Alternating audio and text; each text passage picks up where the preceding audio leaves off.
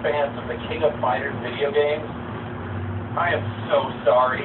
If you're not familiar with the series of Tournament Fighters, count yourself extremely lucky because the live-action King of Fighters movie is in every sense a complete betrayal.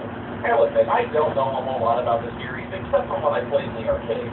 I barely knew it even had a storyline to speak of, aside from there being a bad man running a tournament and me. So, you know, basically like every other fighting game. What sets it apart is its huge roster of colorful crossover characters from other FMK video games, its innovative team-based combat system, and its horrendously translated English dialogue. Google defeated? It couldn't even spell check this. Feast to pray? Here come the pain? Here come the pain is right, because I promise you, this movie hurts a lot. You know, there's not a whole lot of story in King of Fighters, so you wouldn't really think there'd be that much to fuck up. But trust me, this movie gets everything wrong. It's like it's from some kind of opposite universe where everyone's names are the same, but nothing is familiar. Okay, what the hell is this? A Micron and Bogger and Double Edge Entertainment production. Okay. Inferno International. What? What is Inferno International? No, I thought you just said this was a Micron and Bogger and Double Edge Entertainment production. I'm afraid this movie is lying to me. Association with Rising Star. Association with Convergence Entertainment. And Axis Entertainment. Association with... Oh, come on! Get on with it! Yes! Get on with it! Put them on one fucking card! It's not a good start for this movie when the opening production credits are pissing me off. The movie opens with a woman in the shower, which seems to be a common thread in this movie. And about 20 seconds in is where this movie gets completely and hopelessly stupid. The lady notices some kind of Bluetooth earpiece is chiming with a little hologram on it. When she puts it on, she's transported to another dimension. This other dimension appears to be an enormous cold storage unit where there's a man in a fur coat waiting to beat her up. I did not make a word of this up. Hello, Mom. Why didn't you take this freaking call? Payback. Remember that song you chose last time? You know, it's a good thing you get a new set of clothes when you put in your magic earpiece, or she'd be new to this, she'd be really awkward. Kind of like the exact opposite that Vigo Mortensen did in Eastern Promises. Well, what's that you're saying? It's kind of like The Matrix, with the techno music and the martial arts, and they did the world access by technology where people have superpowers and wear over-sexualized fetish clothes. And you're way off! They're not fighting in The Matrix! This movie is about magic Bluetooth earpieces that transport you to another dimension where an ancient snake demon lives, sometimes in a freezer. You know, just like all the other King of Fighters games. Did your mother lose or your remote? It was a gift. Okay, this is jumping ahead a little bit, but they establish in this movie that whenever you enter the other dimension, you're given new clothes for some reason that's never really explained or questioned. So how could this stupid fucking coat be a gift if it's your imaginary Matrix clothes? And who the fuck would compete in a martial arts tournament wearing 5 pounds of yak fur and a necktie anyway? Yeah. I'm just gonna leave her for a second. After she knocks the guy out, she grabs some kind of holographic ball thingy and reappears in the shower like nothing had happened. And honestly, I don't know, did anything happen? So yeah, this is basically a microcosm of every single thing that's wrong with the King of Fighters movie. Well, let's be blunt here. The only two things most people remember about the King of Fighters games are this chick, enormous bouncing Judd. This is the actual Mai from the game. You see what I'm talking about? The only questions on anyone's mind when they announced the King of Fighters movie was who's playing Mai and how big are her knockers. So of course they cast Maggie Q and her completely non-existent foe! I mean, come on! How do you fuck this up? Look, I'm not bagging on Maggie Q as an actress. She's gorgeous. I'd break her combo any night, but goddammit, Maya's supposed to have big swinging tatas.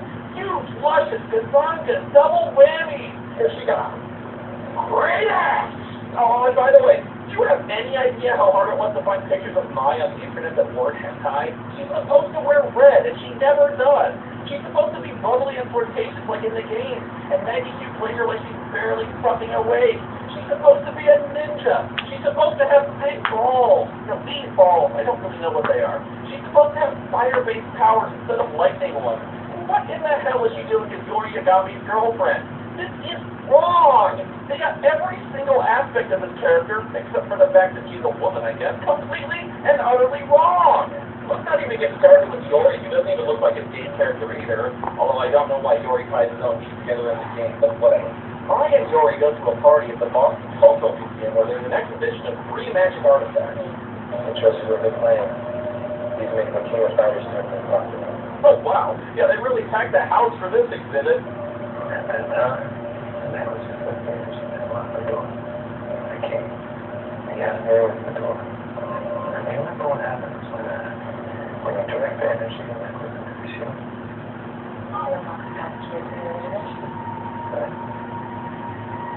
I still don't understand. I mean, you have necklace and mirror.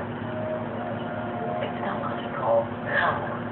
No, it's logical. I forgot. Oh, yeah, that's cute. Yeah, you're looking for logic in a King of Fighters movie. You're using your pieces. I mean, how does that even happen?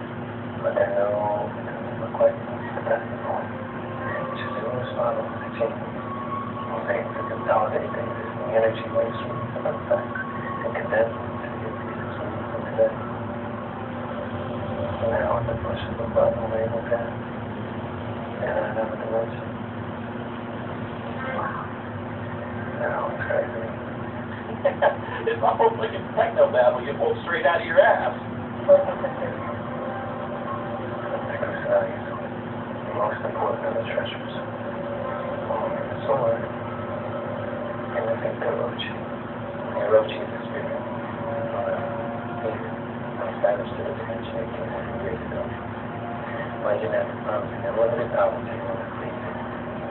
But he would have to possess the property treasures to do so. I'm sure having martial arts tournaments in the exact same dimension as an imprisoned demon can't possibly turn out bad. It's a good thing Chizuru here collected all 3 artifacts in the same place and put 2 whole guys guarding them at a highly publicized event.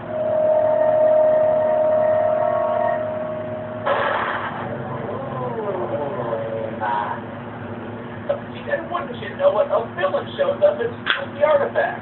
This is Rugal, played by Stuntmaster Ray Hart. And no, he doesn't look anything like Rugal from the games either. But I still have to respect the hell out of any man who takes over the universe wearing a red and white polka dot scarf. That, my friend, is a man. Rugal grabs all the stuff, takes the sword, and whacks Chizuru with it. Oh, and by the way, Chizuru is one of the bald, hardest, and most annoying bosses in the video games, and she just got taken out in 1 hit. Thanks for that movie. Rugal runs off and uses his blood to activate the magic mirror and escape with the artifact. Oh no! He stole an artifact that allowed us to escape into the other dimension. That other dimension we could much more easily and painlessly access at any time with our magic earpieces. But it turns out the sword didn't go with us because it wasn't the magic sword. It was a fake. To find the real sword, they go to the head of the Kusanagi clan, Spicy. You might know where it's hidden. Oh yeah, I had this exact same reaction when I saw the Green Lantern. Anyway, he's been mentally checked out for the last 10 years, and his son looks after him. Yeah, you're about as Japanese as Goku from Dragon Ball Evolution. Fuck this movie. Fuck that movie too. Joe is a half-breed. Yeah, half white and the other half white. Those look Japanese in the flashbacks. When Yori comes looking for the sword too, the old guy finally wakes up. I'll kill you!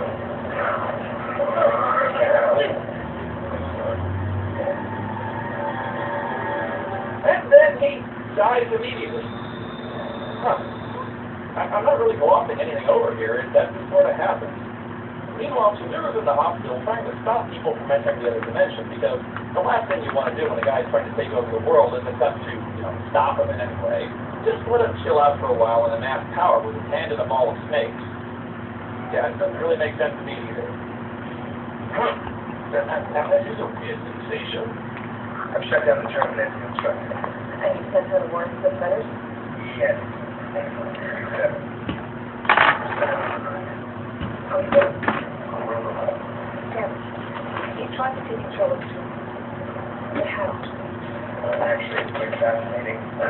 See, look, I was totally typing like crazy to bring this window up because I am a